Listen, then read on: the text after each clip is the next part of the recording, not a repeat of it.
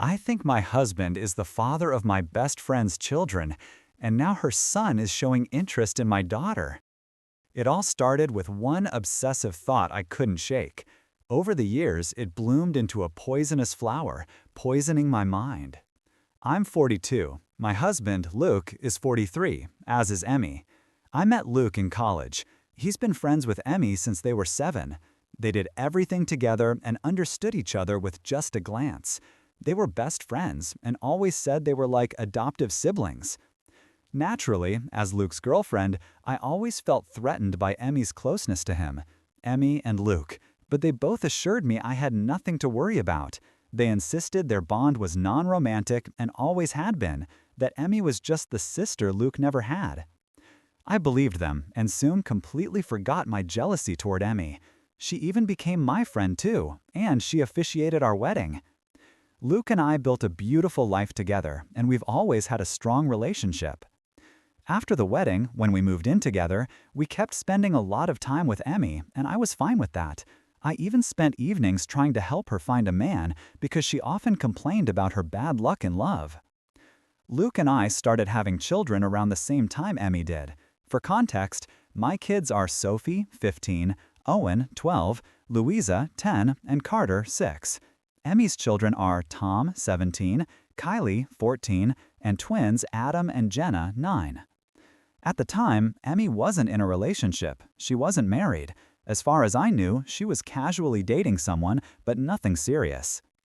As Luke and I kept having more kids and our family grew, Emmy occasionally became pregnant too. It happened several times, and Luke and I never knew who the fathers were. I once assumed maybe Emmy was just sleeping around and then cutting ties with those men. Luke agreed that was probably the case.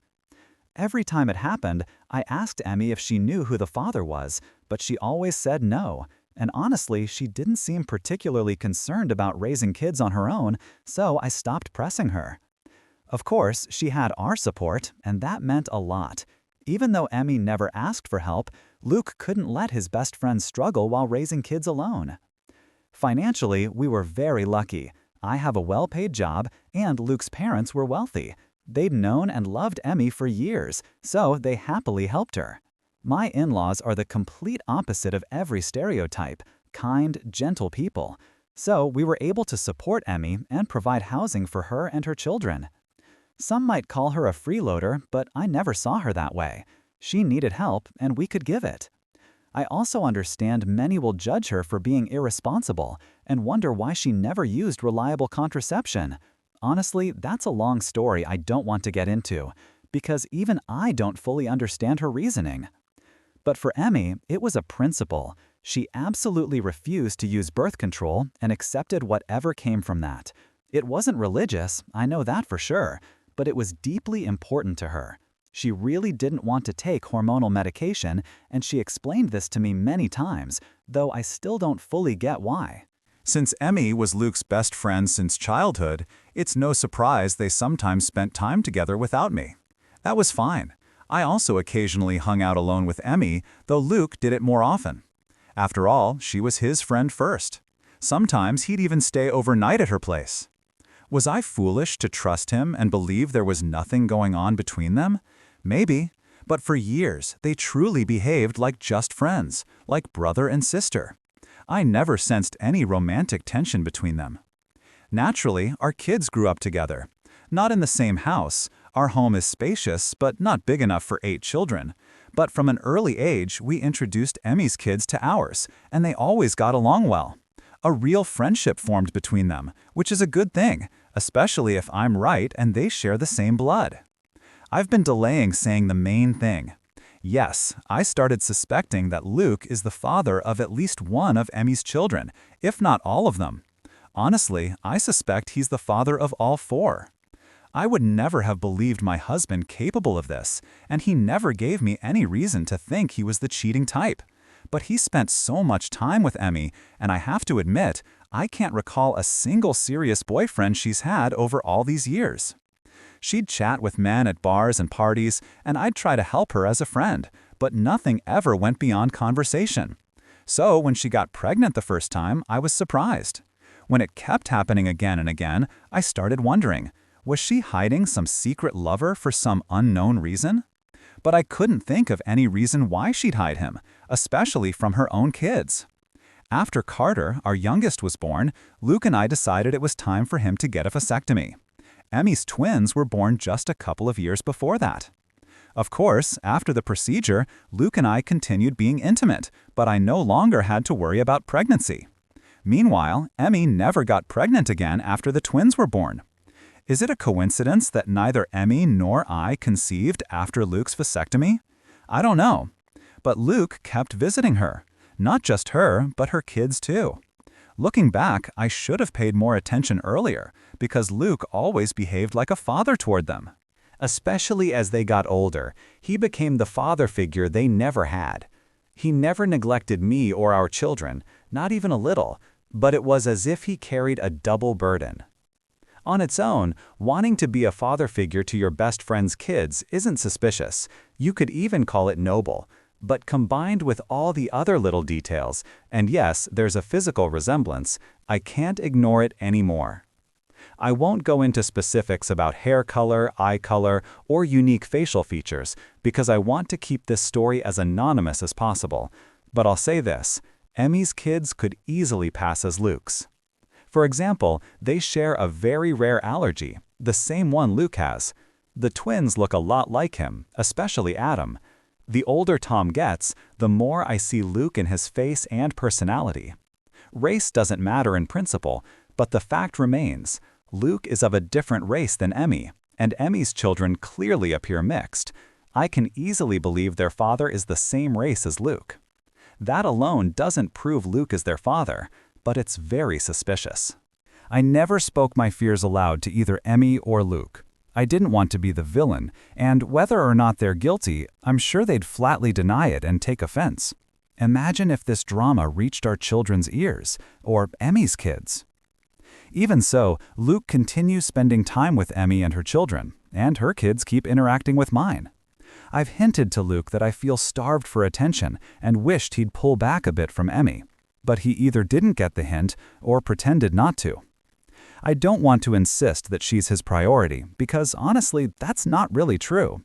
He's never neglected me for her. It's just that I can't shake the feeling that Luke and Emmy were intimate, maybe more than once. As far as I know, Emmy never really wanted to be a mother. Still, each time her children were born, she fell for them instantly. But motherhood was never a core part of her life plan or identity. When we talked about the future, she sometimes mentioned wanting a husband and kids, but it never felt like something she truly longed for.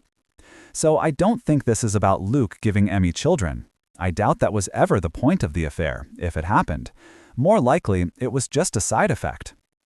I've been turning a blind eye for years. The thought lingered in the back of my mind ever since Kylie was diagnosed with that same rare allergy, but I brushed it off. It got worse after the twins were born. Again, I ignored it. Then, when Emmy stopped having children altogether, I tried to find comfort in that. But Luke had gotten a vasectomy around that time, so if anything, that only deepened my anxiety. There were nights I wished the twins had been born after his procedure, just to rule it out.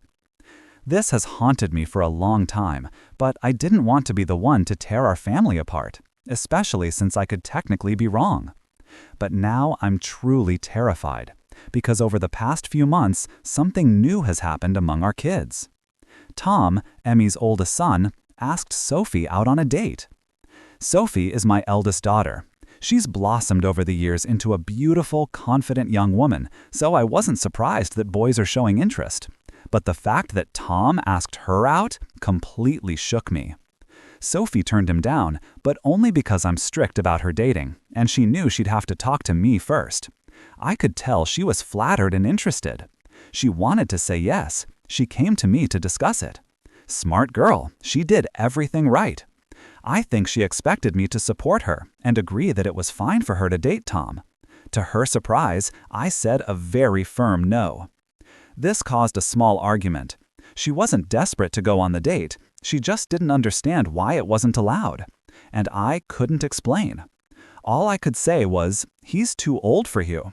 And yes, he is older, but that's not the real issue at all. Update 1. 3 days later. I didn't expect my post to get such a response. I even got a little scared that someone from my family or social circle might find it, especially after someone messaged me saying it had appeared on Facebook. But as far as I can tell, none of my close ones have seen it. I want to thank all the kind commenters who wished me strength, and to those who are angry at my indecisiveness, I understand you. After all, I was acting under complete uncertainty, and the stakes were too high. It felt like no matter what I did, something would inevitably go wrong. For the past 5 years, I've mentally replayed hundreds of scenarios, trying to imagine how things might unfold if I ever decided to act. To everyone who was waiting for an update, here it is. I mentioned I was planning to do a secret DNA test and had already chosen that path. In the end, I couldn't bring myself to do it, and now I regret that because I missed my chance. It felt like too much, doing something like that behind a child's back. Ethically, it was also very questionable. On the advice of many commenters, I spoke with a lawyer, and she discouraged me too. According to her, in the event of a divorce, regardless of the results, such a move would reflect badly on me. But damn it, I regret not doing it in secret, because I truly need to know. I need to know desperately, and I still don't know for sure. I also thought about telling Sophie everything in secret, but the more I thought about it, the more I realized that would be too much as well. What right do I have to plant such thoughts about her father in her head without first talking to him? So in the end, I spoke to both Luke and Emmy. Many of you advised this, and I finally did it. I told them we needed to have a serious conversation. It felt wrong to go to just one of them first, because then one would have retold the conversation to the other in their own way before I even got a chance to speak. I wanted them both to hear everything I'd been holding inside at the same time. When all the kids were at school, I laid out all my suspicions. I made it clear how much I loved them both, but that a whole chain of small details had made me notice the resemblance between Luke and Emmy's kids, and that's not even everything I mentioned in that post. For example, Luke used to sleepwalk, and so do Sophie, Tom, and Adam. I kept repeating how dear they all are to me, how I didn't want to believe it, but that this thought had crept into my mind long ago, and I kept brushing it off. But now that feelings had developed between Tom and Sophie, I had to ask directly. I asked if they'd ever crossed the line. Had Luke ever cheated on me? Was there even the slightest possibility that any of Emmy's children were his? I barely held back tears. But they reacted exactly as I'd expected. Their answers were flawless, and so rehearsed that I don't even know if they were sincere or if it was an expert-level gaslighting performance. Emmy seemed more upset than Luke, at least outwardly. She was angry and offended by the very suspicion. Luke just looked heartbroken. Maybe they were acting, but I can't tell. Somehow, they had reasonable answers to everything I said. They asked questions I couldn't clearly answer. Why was I suddenly opposed to them spending time alone when I'd never objected before? Our whole family had always treated Emmy and her kids as part of ours, and I'd even praised Luke for being a father figure to them in the absence of a real one. So why was I now calling it wrong? What exactly did I want? How could I even think such a thing, and why had I stayed silent all these years? Luke responded to my feelings with pain, or at least pretended to listen. Emmy, on the other hand, looked as if my words had betrayed her. In the end, I apologized several times, though I'm still not sure I actually did anything wrong. Luke also apologized for anything that might have seemed like infidelity. I asked Emmy point blank, if Luke isn't the father of her children, then who is? She immediately snapped that it was none of my business. And it was clear that after my accusations, she wasn't in the mood to share anything. I'm ashamed to admit it, but I lost my temper. I said that after everything we'd done for her and her kids, she could at least share that piece of information. Maybe she even owed it to us. I regretted those words the moment they left my mouth. But Emmy shouted back that I'd never actually done anything for her, that it was Luke and her parents who'd always pulled her through, not me. I don't see it that way, but maybe I really did give her that impression. Luke tried his best to calm her down, but the atmosphere in the room was completely charged. I just don't know. This is driving me insane. There is a way to know for sure, not about the affair, but about whether Luke is the father of Emmy's children. So I asked Luke, just for my peace of mind, for our daughter, for our family, to take a paternity test. I added that I knew how he felt about such things, that he disliked and distrusted them, but that I really, truly needed this. I saw the pain in Luke's eyes. Maybe he was acting, but he genuinely looked devastated that I still didn't trust him, that his word about loyalty wasn't enough. Still, he very reluctantly agreed to take a DNA test. Unfortunately, Emmy was the problem. I'd feared this, but Emmy flew into a rage at the mere mention of it and made it absolutely clear that I would not get DNA samples from her children. She told me, in no uncertain terms and in many variations, to fuck off. I pressed Luke, but he turned out to be fairly useless. He tried to convince Emmy, but she wouldn't even listen. And when I kept pushing, he just shrugged, because he can't force her to take the test if she refuses. It was a dead end. Trust me, I looked into it. I read a lot and consulted my lawyer. The problem is, theoretically, Luke could go to court and demand a paternity test for Tom and the others. But to do that, he'd essentially have to claim that he slept with Emmy and believes her children are his. That would become his official version of events. And Luke flatly denies ever cheating on me. He swears he never did. Whether he's honest or not is another question. But in that case, he'd have to officially admit something he's not willing to admit. He's absolutely convinced Emmy's kids aren't his, and he has no intention of pursuing custody over them. So no judge would force Emmy to provide her children's DNA samples.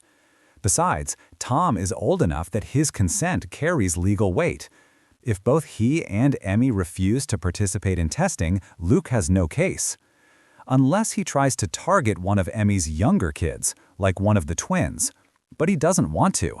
He doesn't want to drag his best friend into court to prove something he claims he already knows isn't true. Luke is asking me to let this go, to just trust him, because if I keep digging, everything will fall apart. And according to my lawyer, it's unrealistic anyway. To establish paternity, Luke would first have to admit to the affair, and he won't do that.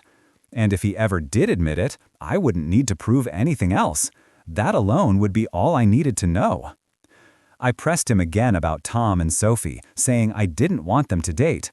He agreed and said Emmy is still against it too. Luke plans to talk to Tom and go full Papa Bear mode. Among other things, he'll remind Tom that in a few months he'll turn 18 and that any intimacy with Sophie would then be literally criminal. I probably wouldn't actually press charges because I know Tom would never do anything against Sophie's will, but I'm not above using the threat as leverage. Thankfully, Luke feels the same. I asked if he'd be willing, in theory, to secretly get a DNA sample from Tom for a private test, but he was strongly against it. Like me, he considers it unethical. He also pointed out that if Emmy found out, our friendship would be over. Right now, according to Luke, the situation is still reversible. He believes Emmy and I can reconcile and become friends again. I can see how badly he wants that. But if I do the test behind her back and she finds out, she'll explode, and I couldn't blame her, even though I'd be very curious about the result. In the end, Luke went to Emmy's and stayed the night. I know you're cringing and grabbing your head right now. Believe me, I was furious. We talked about it for a long time, but he insisted he had to sort things out, so they spent the night together. Luke insists nothing happened. I didn't sleep a wink and bombarded him with messages. As far as I can tell, Emmy will cool down soon, but she needs some time. Luke and I discussed everything when he came back the next morning. It was an emotional conversation, and in the end, we decided to take our kids, not Emmy's, and go stay with my in-laws for a few days. The trip was spontaneous, but we'd done it before, and the kids loved it. I really just wanted our family to be together for a while, away from Emmy's family, so to speak. I always enjoy seeing Luke's parents. I'll call them Jim, 75, and Kay, 67. I know the internet is full of horror stories about evil mothers-in-laws, but in my life, it's different. With them, I feel safe. So safe that when they noticed how distant Luke and I had become, I finally broke down and told them about my fears. I told them how I'd been tormented by the thought that Luke and Emmy were sleeping together, and that her children might be his. And that's when it got interesting. When I said it out loud, Kay just gave Jim a meaningful look and sighed heavily. It turned out Kay had similar doubts. For years, she'd genuinely suspected that Luke and Emmy were closer than they claimed, and that at some point they'd actually crossed the line. Jem, on the other hand, refused to even entertain the idea. He always insisted Kay was imagining things that weren't there. He claimed Luke and Emmy were like brother and sister and would never do anything like that. Kay thinks he's too naive, and that even though she and Jim accepted Emmy as a daughter, that doesn't mean Luke actually saw her as a sister or that she saw him as a brother. But Jim kept insisting they were always brother and sister. I immediately realized this was a conversation they'd had many times before. They went in circles, and Kay grew more and more frustrated. She pointed out that adoptive siblings aren't biologically related, and if there was mutual attraction, nothing stopped them from sleeping together. At that, Jim just sighed and walked away from the conversation. So yes, Kay also secretly suspected Emmy's children might be Luke's. And maybe that's exactly why she always treated them like her own grandchildren. To be clear, this never bothered me.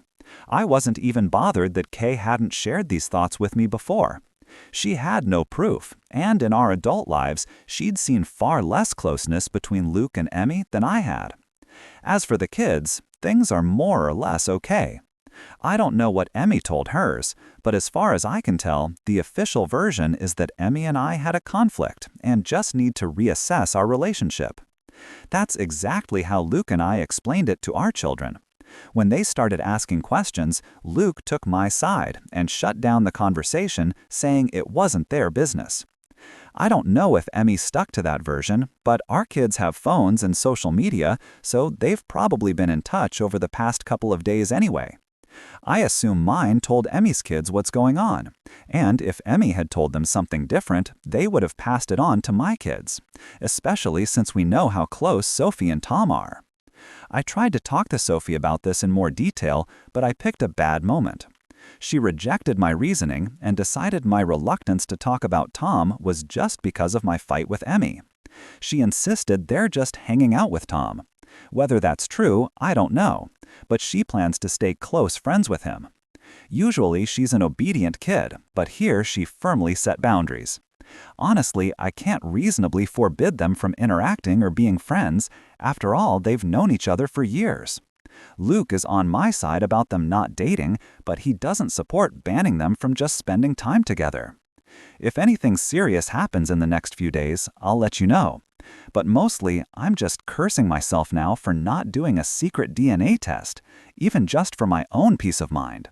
Because now it feels like I've permanently lost my only chance to get a definitive, undeniable answer. Update 2. 1 day later. I didn't expect to be posting another update so soon, but after publishing the first one, I thought a lot about my kids. In the end, I decided that no matter what, I had to warn Sophie about the situation, and I needed to do it right away. To hell with Luke. Even if it means all the kids will find out, so be it. She needs to know what she might be getting into. We came back home from my in-laws the night before, and that morning I dropped everyone off at school, leaving Sophie for last. But instead of taking her to school, I just drove past it and told her we needed to talk. That's the kind of phrase that makes any teenager's blood run cold, but I immediately clarified that she hadn't done anything wrong. I just needed her to understand the truth about why Emmy and I had our falling out, and why a relationship between her and Tom is impossible. I carefully explained that because of how close Luke and Emmy have always been, and how much Tom resembles Luke, I started suspecting that maybe, at some point, Luke and Emmy were intimate. And if that's true, and if there's even the slightest chance that Luke is Tom's father, then this is a serious problem. Sophie stayed silent the whole time. Even after I finished, she didn't say anything for a long while. Then she finally spoke and said we should meet with Tom and talk to him too. I didn't object, so she texted him. They both skipped school today, but Sophie has great grades, and the situation is genuinely important, so I let it slide. Tom came over, and Sophie asked me to tell him the exact same thing I told her. I apologized to him if I'd ever given the impression that he wasn't good enough for my daughter, and I apologized to both of them for not telling the truth sooner. Tom and Sophie exchanged a strange, knowing look, and then they completely blew my mind. Sophie spoke first, and Tom backed her up. They told me they'd actually known about Luke and Emmy, or at least strongly suspected it, for a while. It turned out Tom had overheard some questionable conversations. He'd even heard sounds of intimacy coming from Emmy's room, sounds he'd rather forget, but all signs pointed to Luke being her lover. Tom had kept it to himself for a long time, but in January, he finally shared his suspicions with Sophie. She agreed. She'd also noticed something odd about the closeness between her father and Tom's mother. They both concluded that Luke was probably cheating. They agreed that because of Kylie's rare allergy, the same one Luke has, he could very well be her father. And if Kylie is his daughter, then Emmy's other kids might be his too. Tom himself could be Luke's son. Their conclusions matched mine exactly. And here's the twist. Sophie and Tom came up with a little plan. As it turns out, they're not actually in love with each other. They never were. They're still just best friends. But they had the same feeling I did. They didn't want to blow up our whole family and social structure without stronger proof. So Tom has been working on gathering evidence this whole time. Sophie really wanted to tell me the truth, but she hesitated because she knew it would break me. She had no idea I'd been suffering in silence for so long. Sophie apologized for not sharing her suspicions sooner. Honestly, we both cried, and I made it clear that it wasn't her fault at all, and that I love her deeply. So, the bottom line is, Sophie and Tom already knew they might be half-siblings, and they're not actually planning to be a couple.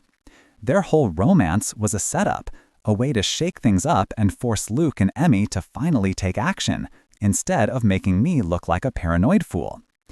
I think it was also their way of getting back at them for the affair. Teenagers can be vengeful.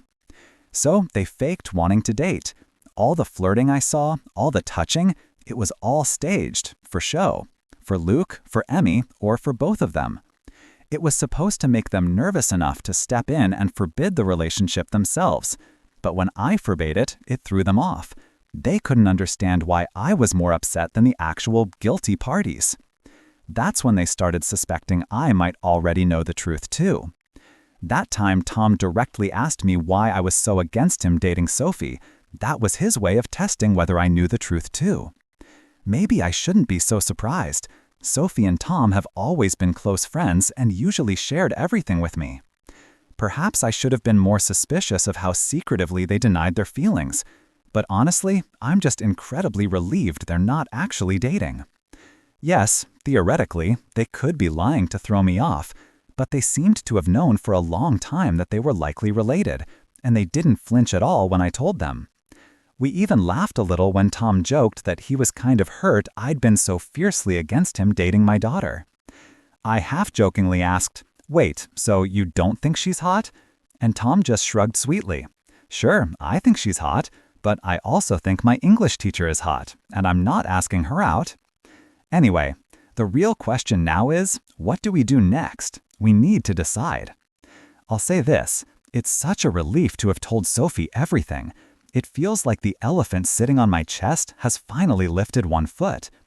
The fact that she's now on my side, and Tom is too, means a lot to me right now. And even though I now have almost 100% confirmation that Luke has been sleeping with Emmy, though honestly I already knew that, the real issue is what to do about it. Tom has already offered to take a DNA test so I can compare his results with Luke's.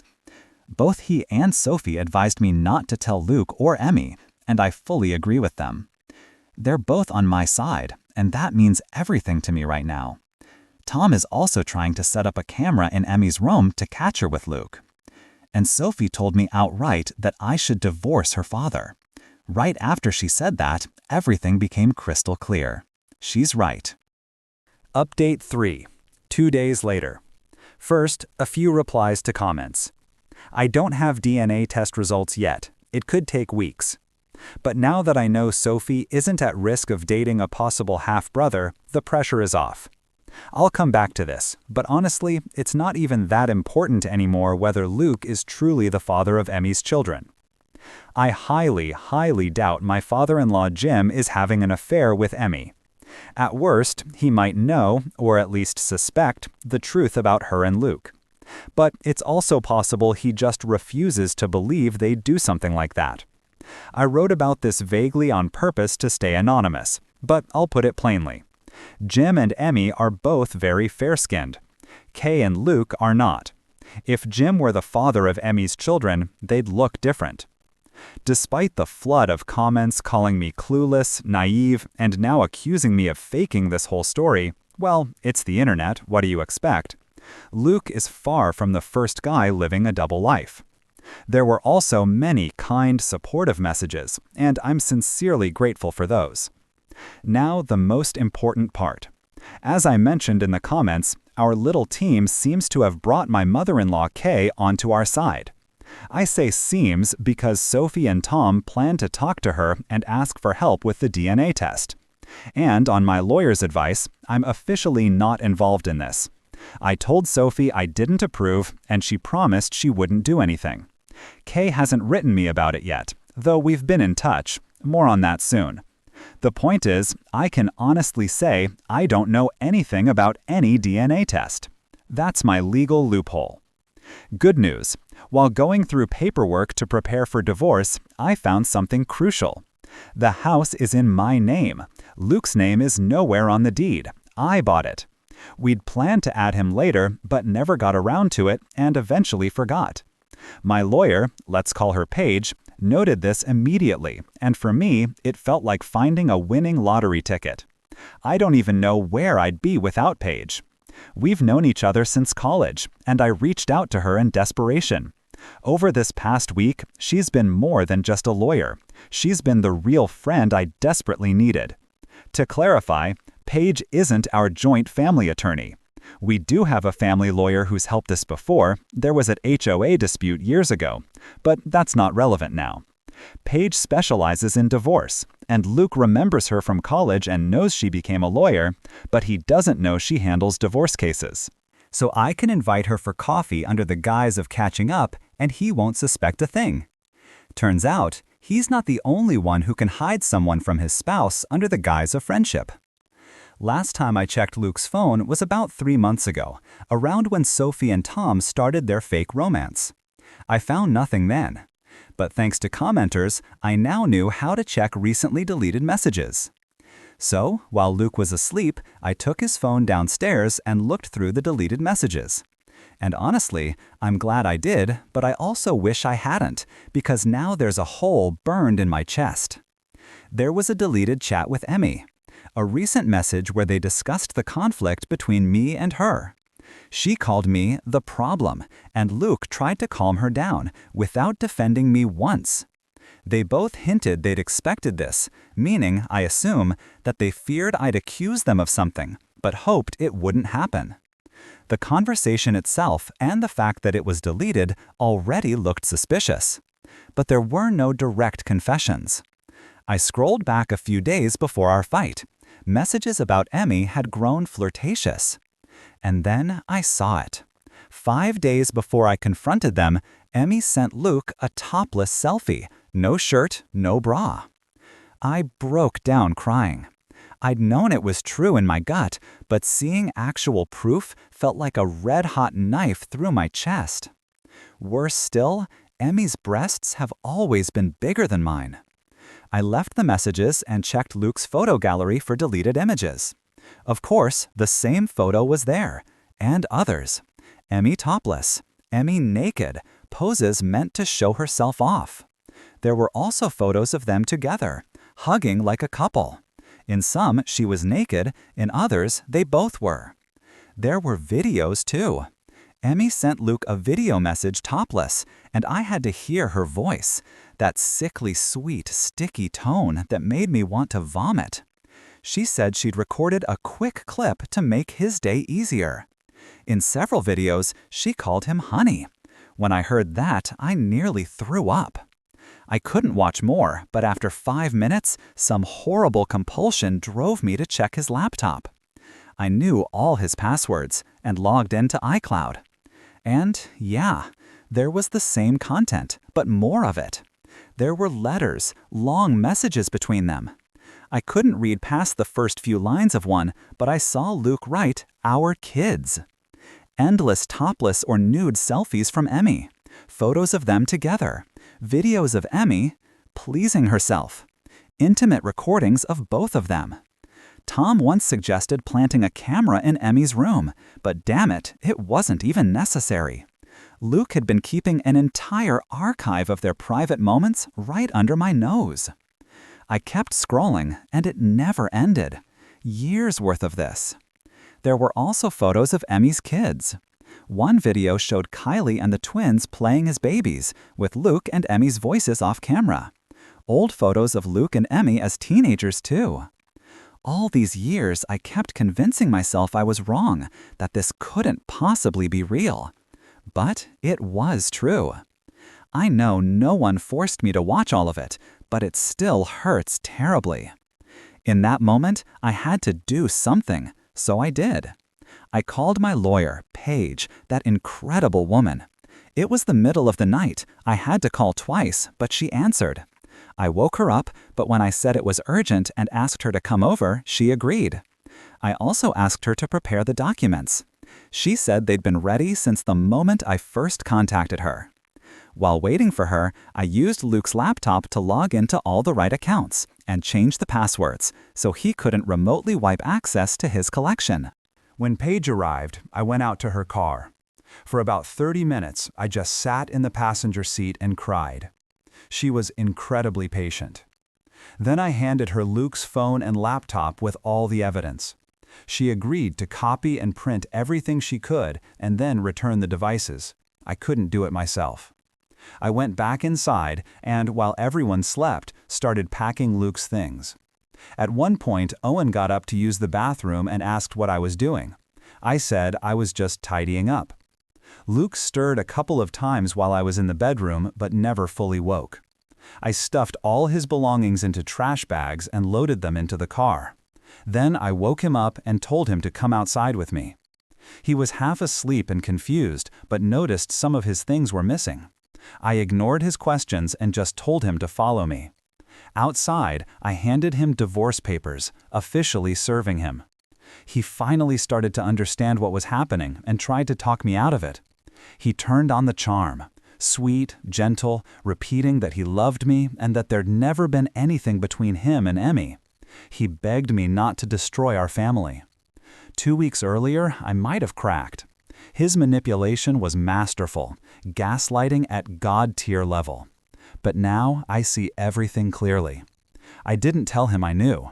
I didn't say I'd seen the evidence. I just said it was over between us. Then he changed tactics. He refused to leave, said the kids were his too, and that I had no right to decide they'd live with me. So I calmly showed him the deed and reminded him the house was in my name. I added that under no circumstances would my children live with Emmy. He argued some more, but eventually decided to rise above it and avoid a scene. At that point, I didn't care where he'd go. Before leaving, he asked about his phone and laptop. I waved it off, saying they were in one of the bags, buying myself time. I couldn't sleep the rest of the night, cried again. Then I realized I'd have to wake the kids early and explain things as best I could. First, I woke Sophie. Told her I'd kicked her father out and that I'd found proof of his affair on his devices. I didn't specify what kind, and she didn't ask.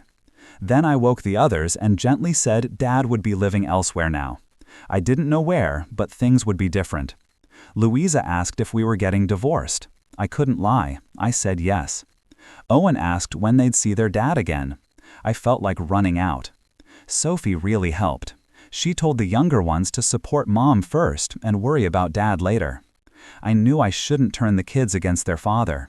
Paige had warned me about that too, so only Sophie knew the affair was confirmed, since she already knew everything. But while the kids got ready for school, Owen came to me and asked point blank, "Is this because of Emmy? Is Dad going to be with her now instead of you?" I couldn't answer, but I guess my silence was answer enough. After sending the kids to school, I immediately took the next step. I called to have the locks changed. I knew Luke would come back for his devices soon, but luckily, Paige had already returned them before he showed up.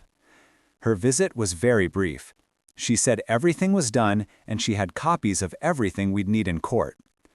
As expected, about an hour later, Luke appeared at the door, demanding to know where his laptop and phone were. I'd already put them back in the bedroom as if they'd never been gone, and I just said he'd forgotten them. He insisted I'd told him they were in one of the bags. I shrugged and said, guess I was mistaken. He took the devices and tried again to reach me emotionally, but I just pointed to the door. I knew the kids would be home soon, and I think he was deliberately stalling to see them, but I was firm. I lost my temper, yelled, and kicked him out. I'm still in agony over everything I saw. I don't know if he suspects someone copied data from his devices, or if he realizes I might have seen it all, but he didn't say anything when he left. After he went, I broke down crying again. I spoke to Kay that same evening. It turned out Luke had gone to his parents' place, which surprised me. I'd assumed he'd run straight to Emmy, but apparently even he understands how suspicious that would look to the kids. He probably doesn't want to risk destabilizing things further. Maybe he realizes I'd be more willing to let the kids see their grandparents than Emmy, so he's using this chance to get his version of the story to them. But that won't happen.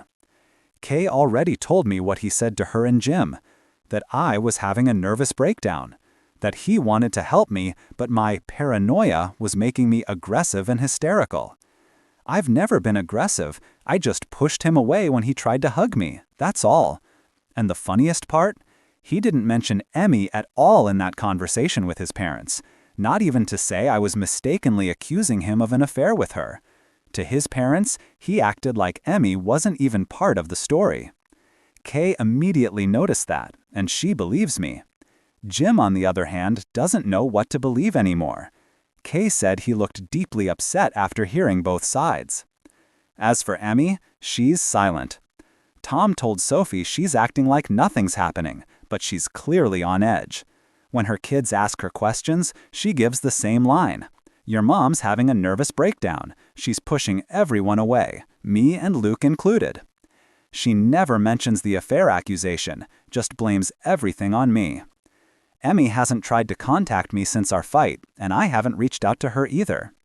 I didn't explain much to the kids, just said Luke, Emmy, and I had adult disagreements, but I made it clear this wasn't about my mental health. Honestly, I think they've already figured it out. Sophie remains my rock, and I'm trying to be one for her and the others. Tom is still our inside man in their camp. What hurts me most is the stress this is causing the children. I knew it would happen, but it still had to be done. My life has collapsed, but if I think about it, it was never really my life to begin with. Update 4. 6 days later. Many of you criticized Paige in the comments under my last post. Well, you'll like this update. It turns out you weren't the only ones unhappy with her. About the house being in my name, yes, it's not an absolute win, but Paige is confident that, combined with the fact that I paid the mortgage, I have strong grounds. Technically, the house could still be considered marital property, but I'm going all the way and filing for primary custody with supervised, structured visitation for Luke. I'm playing hardball. Some of you also worried whether I should keep posting updates. As long as everything stays anonymous, I'm fine. Even if someone from my circle recognizes me, I've never used real names, locations, or other identifying details. Regarding the laptop, Paige herself admitted it's a gray area, but technically I gave her permission and everything she did was something I could have done myself. I just didn't want to relive watching all that content again. Paige had already prepared the divorce papers right after my first call to her. Handing them to Luke myself was more symbolic. Later, she formally served him and requested his lawyer's contact info. But before he could respond, I pulled a move of my own. I contacted our family attorney, the one who'd helped Luke and me for years, including during that HOA dispute. Let's call him Zach. Unlike what some commenters suggested, I can't just shop around for lawyers to block Luke from hiring them. That's considered unethical, and judges frown on it. But Zach had already represented both of us, so I had just as much right to hire him as Luke did, and I got to him first. I met with both Paige and Zach, and honestly, they absolutely loathe each other. Zach echoed many of the concerns raised in the comments. He said Paige's actions tread a fine legal line, and he offered to take over the divorce himself. That sparked a clash, since family law is Paige's specialty. For now, I'm consulting both of them. Zach actually thinks my posts are helpful.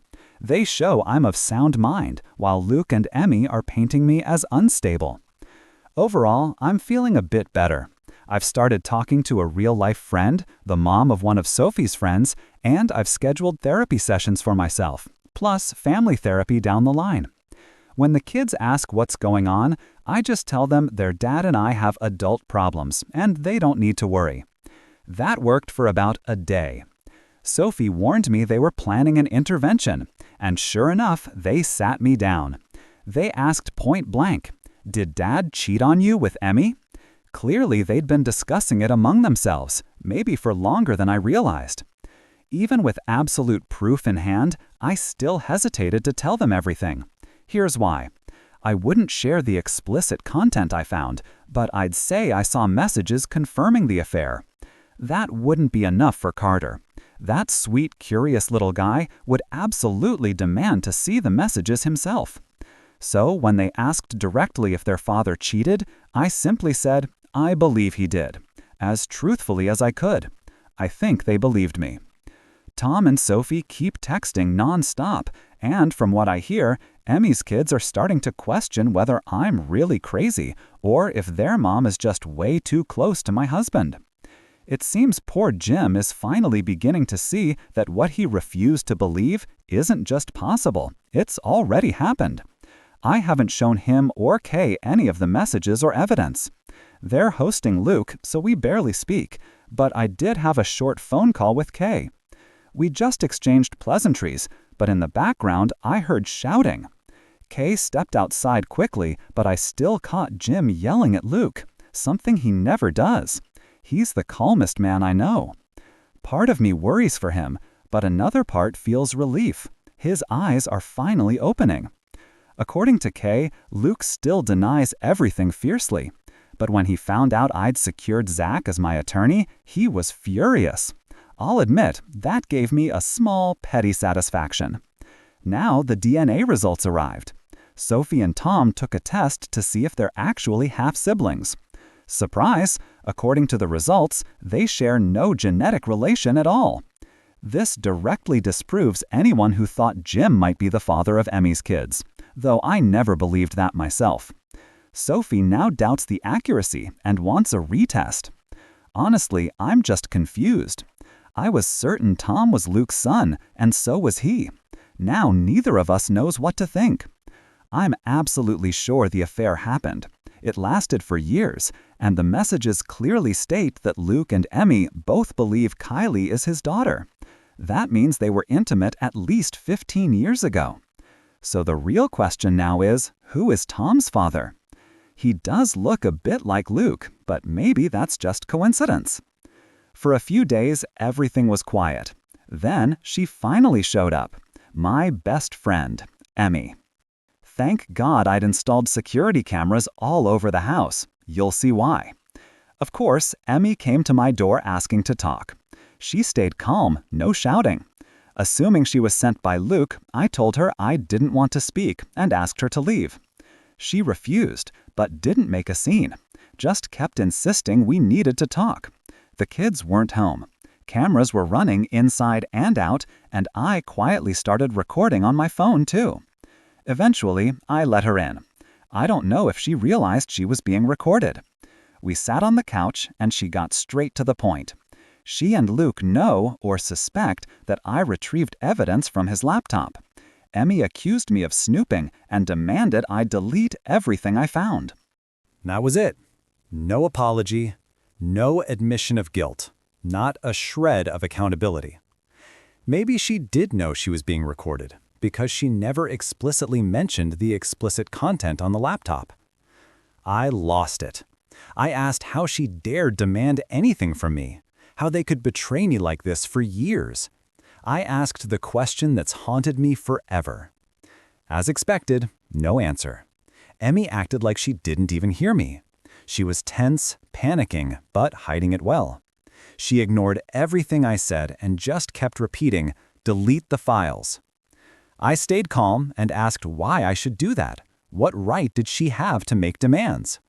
She turned aggressive, raised her voice, tried to intimidate me, but I stood my ground. She said this isn't about me, and that I just need to do as she says. It's very important. I asked again, why? Silence. I asked if Luke sent her or if she came on her own. More silence, like talking to a brick wall. So I told her to leave.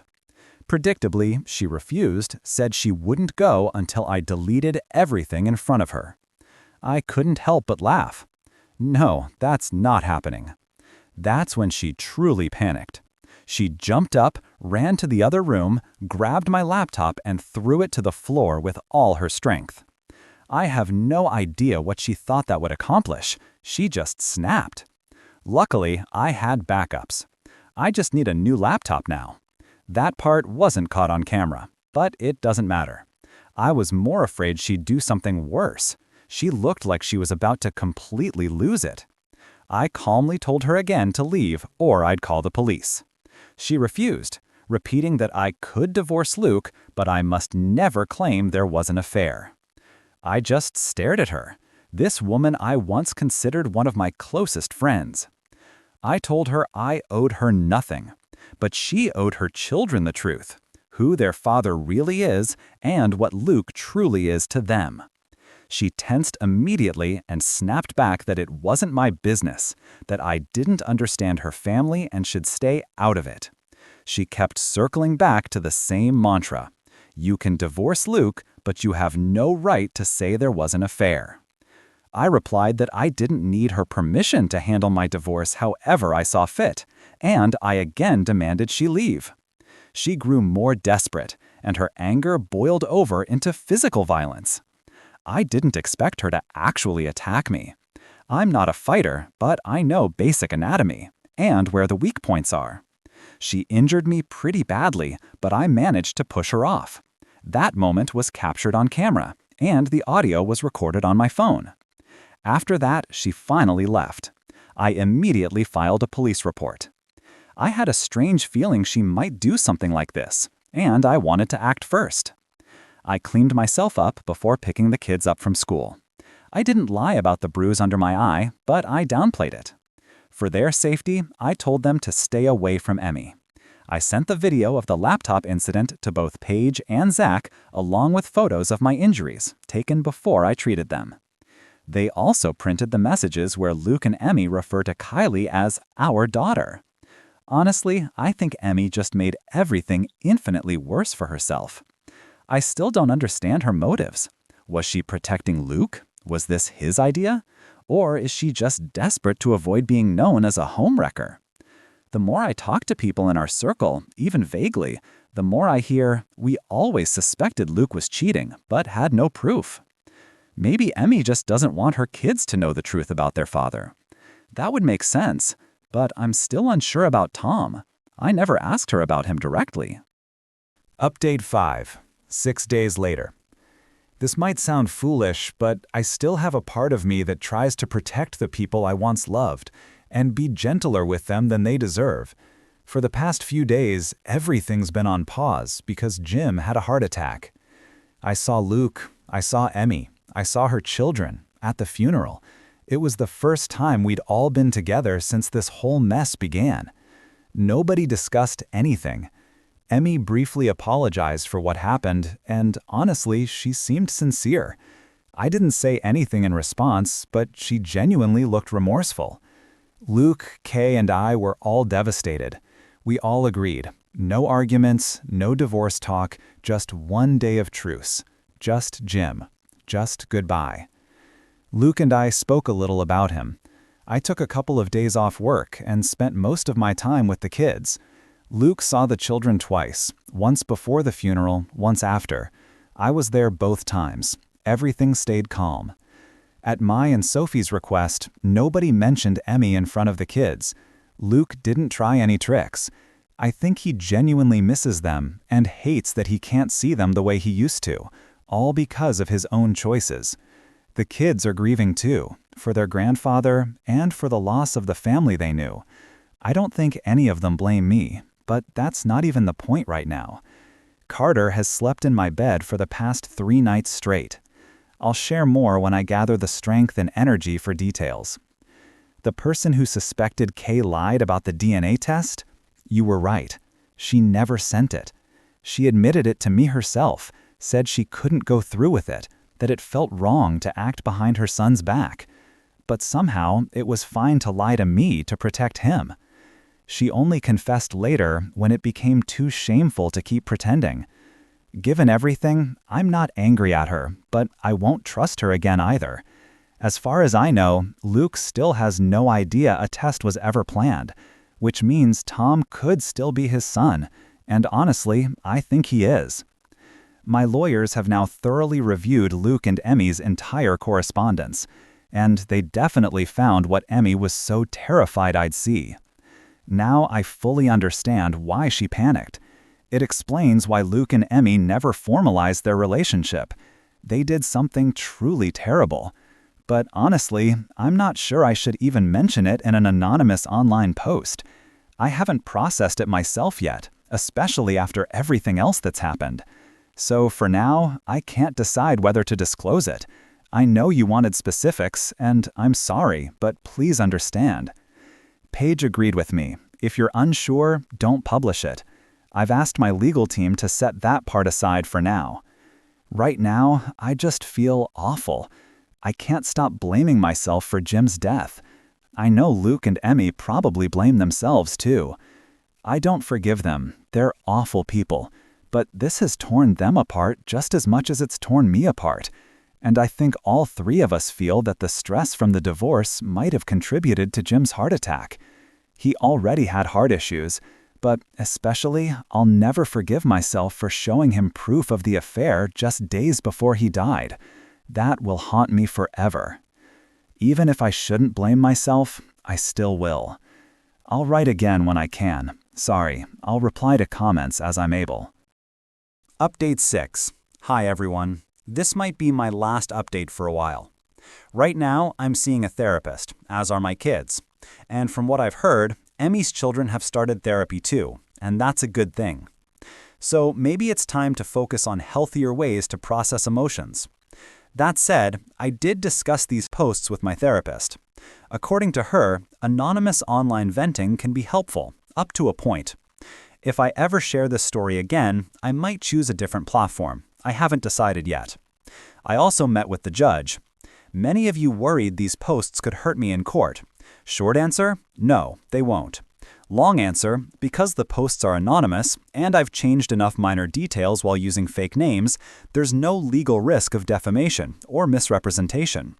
These posts have no bearing on the case and won't be entered as evidence, so yes, I'm legally allowed to keep publishing them, as long as they don't reference the actual court proceedings. That said, the judge would probably prefer I stop altogether, which is one reason I might. Without going into detail, I did report what I learned about Luke and Emmy to the authorities. And as you can imagine, all hell broke loose. I understand I had to do it, because after Jim's death, Luke and Emmy suddenly changed tactics. They started claiming we'd always had an open marriage, that there was no affair, that Luke's relationship with Emmy wasn't a betrayal. And, conveniently, this whole new version appeared only after Jim died. He was, as far as I know, the only person who knew the full truth and would have intervened, Now that they didn't have to fear his reaction, they figured they could convince everyone I'd always known and approved. Maybe they assumed I hadn't reported it because I didn't know, and so they felt safe lying. But I did know, and now I've reported it. Now they're in deep trouble. Unfortunately, that also means the kids found out. Rumors and truth spread fast, and there was zero chance they wouldn't hear. I personally spoke with Sophie and Tom first because I knew they'd learn the truth one way or another. The rest found out too. Tom was in shock. I was only passing along facts, but I still felt awful. I wanted to comfort him, but there wasn't much I could do. Poor Kylie took it the hardest. Apparently, she had several emotional breakdowns.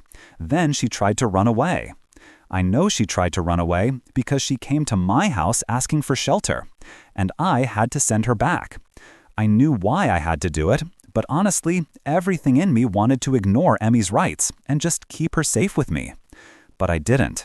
And if I'm being honest, nothing in this entire story has been harder than that moment. I know it wasn't my fault, but I still feel like I betrayed her. Sophie is furious with her father, especially after he and Emmy forced Kylie to return. This hit Sophie and Kylie the hardest. Luke wanted to see Sophie again, and she refused. She simply wouldn't leave her room. Technically, I was supposed to let him see her. I asked her to come out. She refused. So in my view, I tried, and that's all I could do. This was right after Kylie's escape attempt.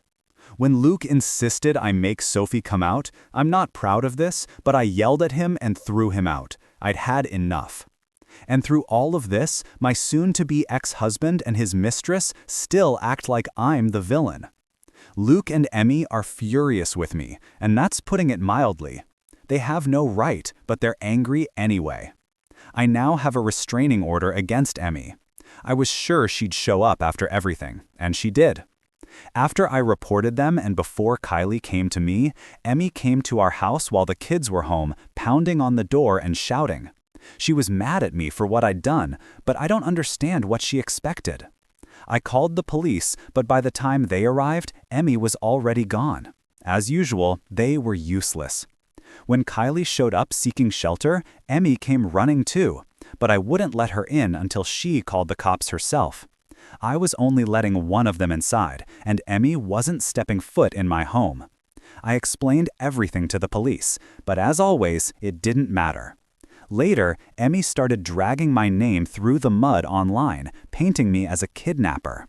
I clarified the situation without going into unnecessary detail, though it was very tempting.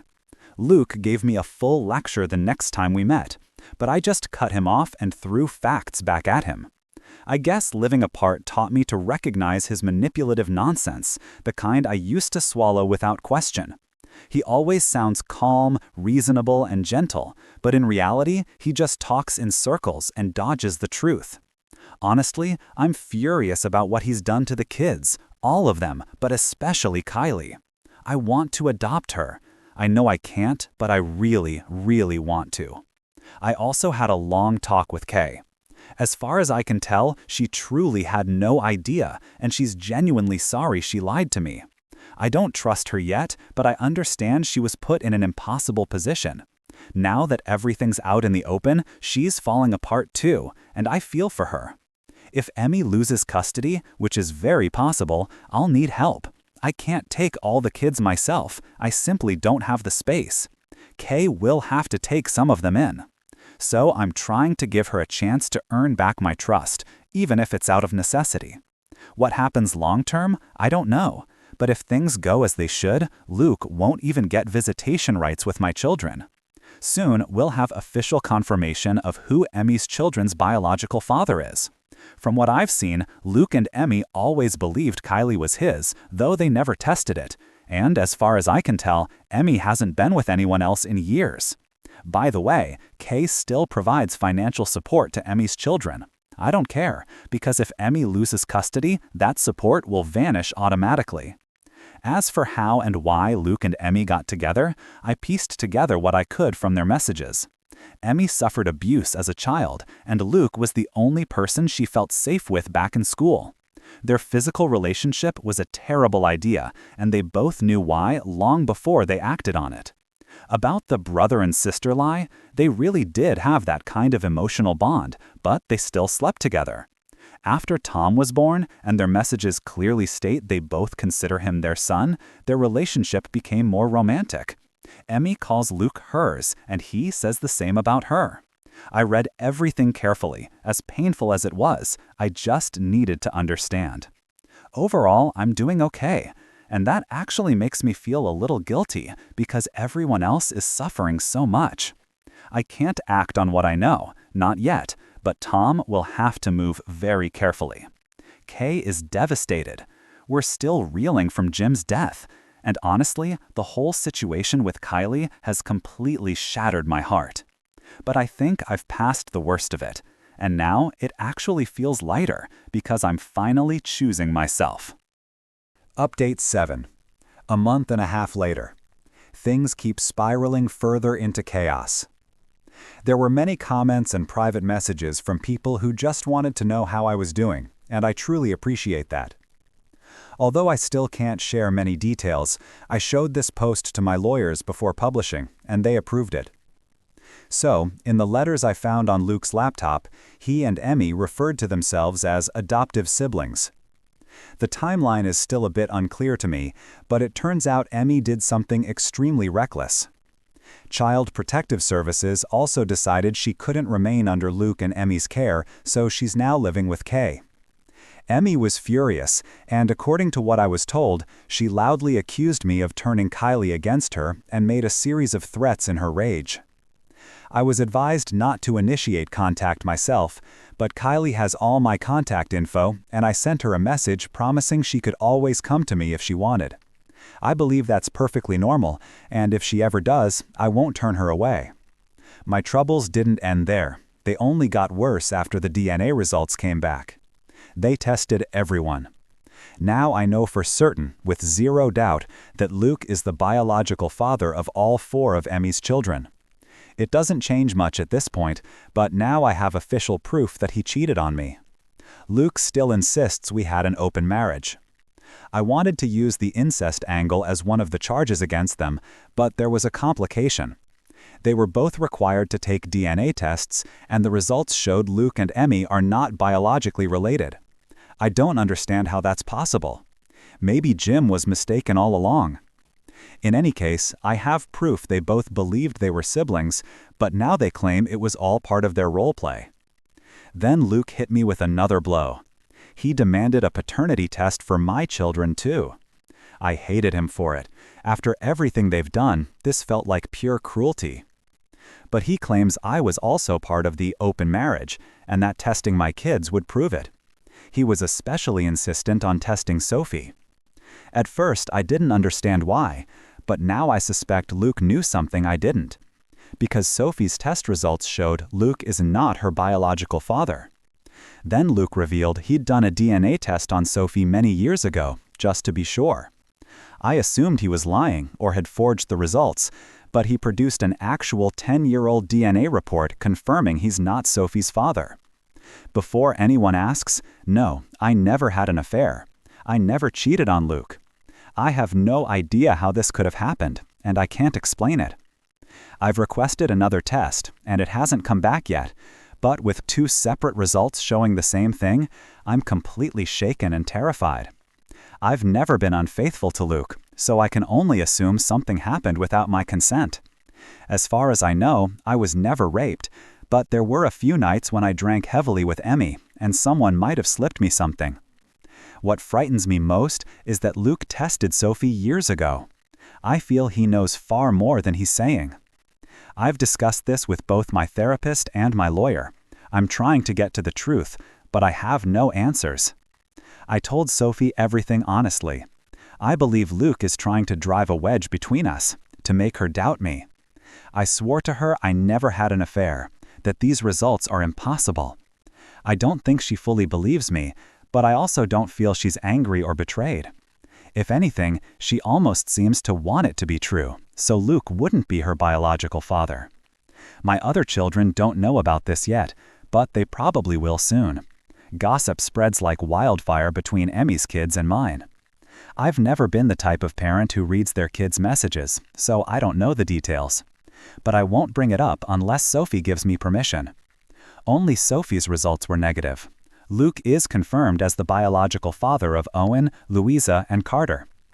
Kay isn't speaking to any of the kids, but it's not out of choice.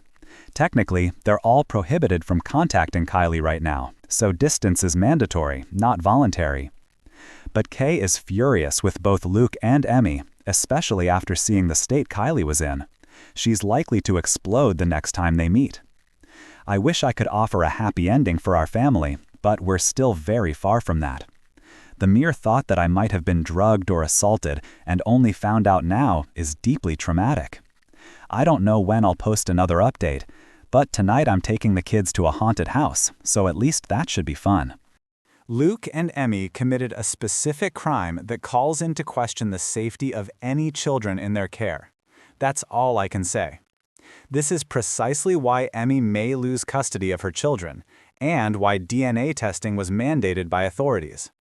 Yes, I did meet with the judge alongside Luke and our attorneys. I asked him directly whether these anonymous posts could be used in court. He said, "What's unclear? They're not part of the record, they don't name anyone, they're irrelevant." I also made it clear that if Emmy loses custody, I won't be able to take all the children myself. My home isn't big enough. But Luke absolutely cannot have them. He's just as guilty as she is. Most likely, custody will go to Kay, and I'll continue to help by providing housing and support. Kay won't object, and I'm more than just Luke's ex-wife to those kids. I'm the mother of their half-siblings, the people they've grown up with, seen almost every day of their lives. That's not an empty phrase. That's real. I don't think a mix-up is likely. After Sophie was born, I never let her out of my sight. She never went to the nursery. I kept her with me the whole time. But just to be absolutely sure, I took a DNA test comparing my DNA with hers. Could Sophie's sample have been swapped with someone else's? Could I not be her biological mother? Technically, anything's possible, but I find it hard to believe. I was a first-time mom and extremely protective. With my other kids, I was more relaxed, but not with Sophie. I've heard of chimerism, but I doubt that's what happened here. Still, I might test for it just in case. I'm terrified of one possibility. If the test proves Sophie isn't biologically mine, will the state take her away from me? Regarding the pregnancy, yes, around the time I conceived Sophie, there were a few nights when I drank heavily, always with Emmy. One commenter wrote, "If Luke insisted only on testing Sophie and not your other kids, he knows something you don't." That chilled me to the bone. If I truly never cheated, then this opens a horrifying Pandora's box. Luke did say he wanted to test all our children, but he was especially insistent about Sophie. Physically, Sophie looks East Asian. She always resembled me more than Luke, but she wasn't my exact twin. Still, she's close enough to me that I can't imagine us not being blood-related. Well, unfortunately, the author never posted any further updates after that. I understand how much you and I wanted to hear the full story, especially since it's already so incredibly long. But sadly, the author didn't feel the need to share anything more. Moreover, the last update was posted about 7 months ago, and shortly after that, the user's account was deleted. So it remains unclear what happened next. Because of that, I suggest we simply share our thoughts and speculate in the comments. For my part, I truly hope this whole situation ended or will end as well as possible, if well is even an option here. And I hope the author eventually finds a far better partner than the one she had. Anyway, thanks for watching this video all the way through. Be sure to check out our previous video linked here, and click the link in the description to watch more long-form stories like this one. If you enjoy hour-long videos like this, please consider subscribing to the channel. And good luck to you!